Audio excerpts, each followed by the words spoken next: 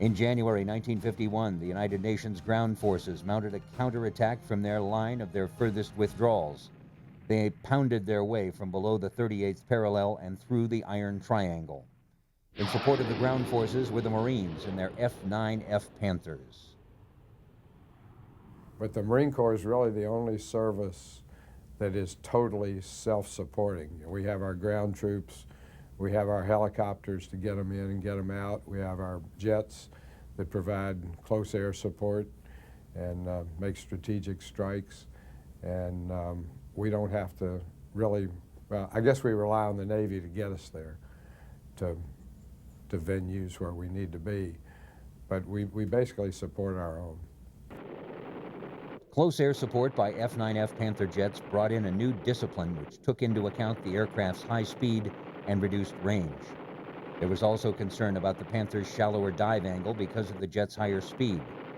This reduced angle increased the fighter's exposure to its own bomb fragments after delivery. From the Navy and Marine Corps standpoint, air-to-air action was sporadic, with the Air Force seeing most of the engagements against communist aircraft. At first, the enemy seemed reluctant to commit its few modern MiG-15 fighters and sent in World War II veterans like Yak-9 fighters and IL-10 ground attack bombers. Corsair pilot Captain Philip C. DeLong shot down 2 Yaks on April 21, 1951, while his wingman, First Lieutenant Harold Dye, accounted for 2 others. DeLong was already an ace in the Pacific with 11 Japanese kills.